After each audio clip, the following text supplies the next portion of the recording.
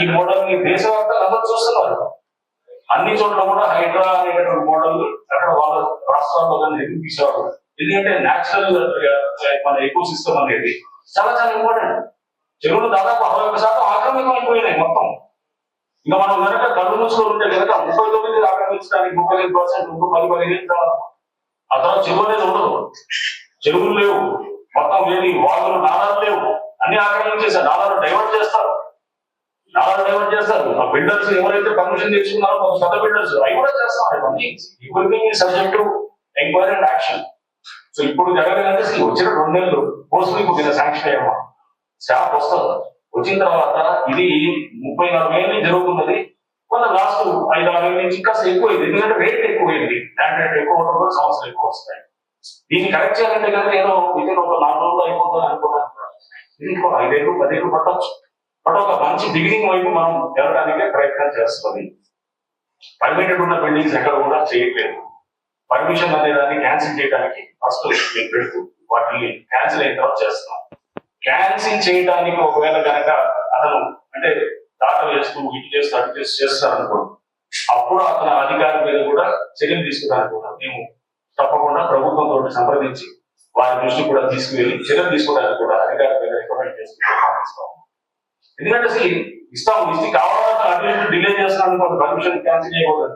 ఇదే కదా నడిచింది, నాటక భాష ఇదే కదా నడుస్తుంది. సో దీని నుంచి బయటకు వద్దాం, వచ్చి మనం ఒక సిన్సియర్ ప్రయత్నం అనే దాన్ని చేద్దాం. చేసినప్పుడు ఇది చేయొచ్చు. రైట్. నెక్స్ట్ అసలు ఇవన్నీ బేసికల్ గా ఉన్నప్పుడు అవతల వాళ్ళు ఇది ఈ పర్మిషన్స్ క్యాన్సిల్ చేయలేదు అనుకోండి, చూస్తాం 4-5 ఏళ్ళు చూస్తాం. వాటర్ ప్రాజెక్ట్స్ లో ఎటువంటి నోటీస్ లేకుండా పొట్టుబాటు ఉంచాలని కూడా ఉన్నాయన్నమాట. జిహెచ్ఎంసీ చట్టంలో ఉన్నాయి. 405 జిహెచ్ఎంసీ యాక్ట్ పర్మిషన్ క్యాన్సిల్ కొట్టేద్దాం అంటే ఏమైనా పర్మిషన్ ముందు క్యాన్సిల్ చేయగలరు, అవతల గడించాలంటే కదా రూల్స్ ఫాలో అవుతాం.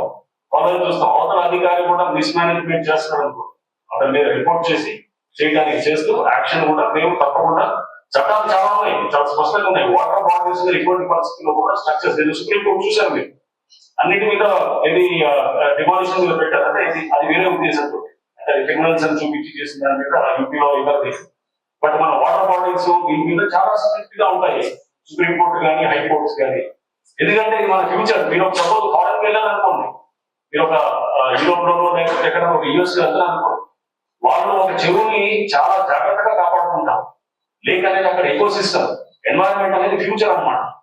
మన దగ్గర అంత లేక్ అంటే ఎవరికి సంబంధం లేదు. ఎవడంటే వాడు వస్తాడు, డంప్ చేస్తాడు, గ్రావెల్ చేస్తాడు, అదంతా సంబంధించింది. వాడు పట్ట అంటాడు, ఆ పట్ట ఎక్కడ ఉందంటాడు, అదేదో అది ఉంటుంది. ఏది మన 1 పట్ట 8% ఉంటుంది, ఆ పట్ట ఉంటుంది. ఆ పట్ట కూడా జస్ట్ అది వ్యవసాయం చేసుకోవడానికి ఇచ్చిన పట్ట. దాంట్లో కూడా లేఅవుట్లు వేసారు. లేఅవుట్లు వేస్తే కనుక దాంట్లో వచ్చిన పర్మిషన్ జరుగుతుండొచ్చు.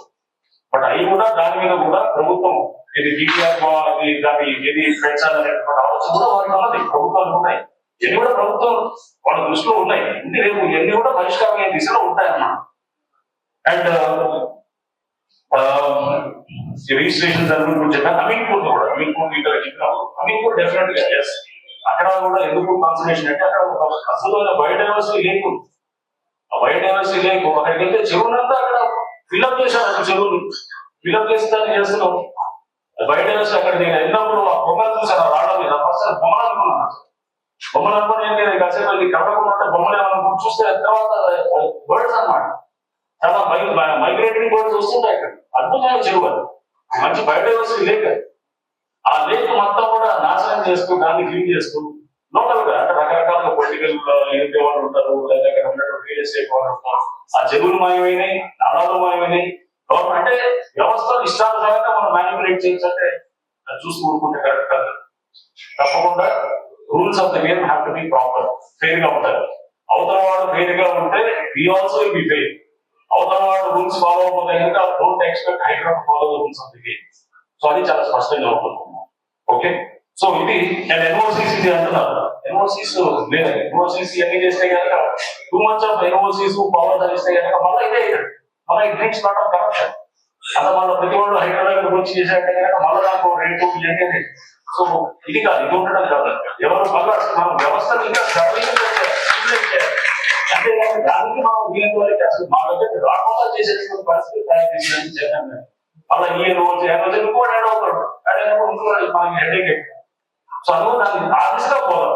అసలు అసలు ఎన్ఓసీలకే రాకుండా ఆ సిస్టమ్ ని మనం స్ట్రీమ్లైన్ చేసే విధంగా letters right do those things. Transparent గా ఉండాలి, యూజర్ ఫ్రెండ్లీగా ఉండాలి, ఈజీగా అయిపోయేటువంటి పరిస్థితుల్ని చేద్దాం.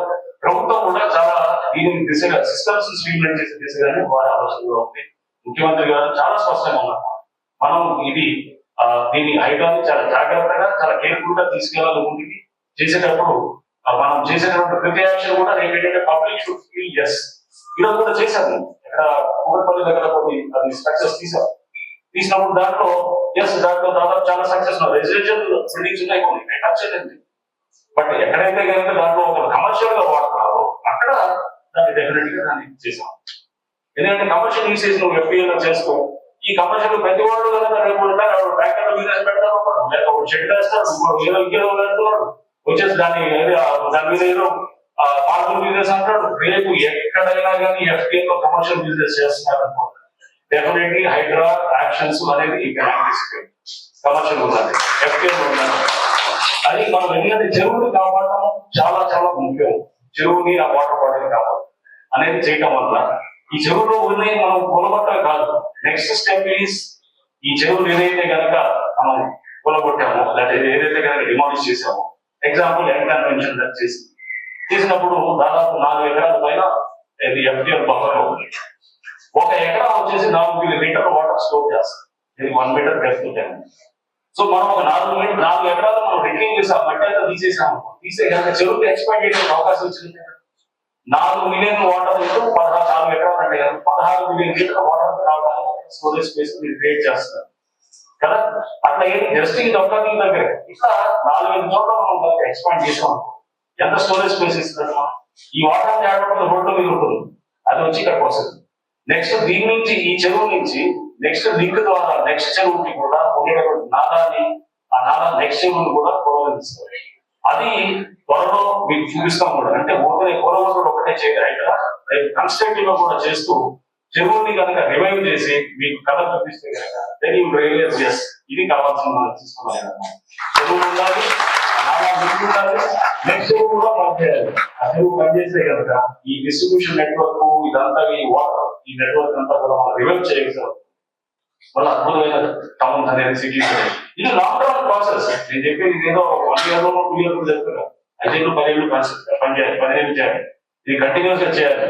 ఇష్టానుసారంగా చెరువులు ఆక్రమించడం అనేది ఆగిపోవాలి. గవర్నమెంట్ ల్యాండ్స్ ఇష్టానుసారంగా అంటే ఒక ఏజెన్సీ చెక్ చేయడానికి ఉంది, జాగ్రత్త నువ్వు ల్యాండ్ గ్రాబింగ్ చేస్తే కనుక ఉంది ఒక ఏజెన్సీ అనేది ఉంటుంది. అధికారులు కూడా ఇష్టానుసారంగా ఇస్తే అధికారిని బుక్ చేస్తాం, బుక్ చేసి వాళ్ళని ప్రాసిక్యూట్ చేయడానికి కూడా ప్రయత్నం చేస్తాం. సో ఇవన్నీ కూడా అంటే ఒక మంచి ఉద్దేశంతో, ఎందుకంటే దీన్ని ఇప్పుడు చెక్ చేయకపోతే కనుక రేపు ఇది మన పరిధులు దాటి వెళ్ళిపోతుంది. ముందు ఇంకా అది మనం ఇంకా తీవ్రమైనటువంటి కాన్సిక్వెన్సెస్ మనందరం కూడా అదే సమాజంగా మనందరం కూడా చూడాల్సిన పరిస్థితి వస్తుంది. కాబట్టి ఒక మంచి ఉద్దేశంతో ఏదైతే ప్రభుత్వం ముఖ్యమంత్రి గారు ఇది నోట్ చేశారో ఇది డెఫినెట్ గా మనం అందరం కూడా ముందుకు తీసుకెళ్దాం.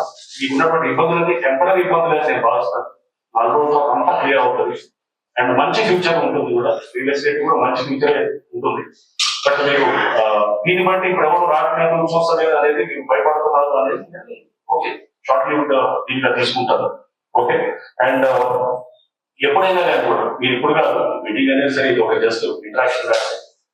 సో మనం మీకు ఎప్పుడైనా కానీ కూడా ఎటువంటి సమస్యలు ఇది దీని గురించి ఉన్నా కానీ కూడా మీరు దృష్టికి తీసుకొస్తే నా శాశ్వతంగా ప్రయత్నం చేసి నేను కూడా రైట్ ఫోరమ్స్ లో దాన్ని పిలిపించి రైట్ పీపుల్ కి దాన్ని చెడవేసేది ఒక మీకు ఏమన్నా యూస్ఫుల్ గా డెసిషన్ వచ్చేటట్టు విధంగా కూడా నా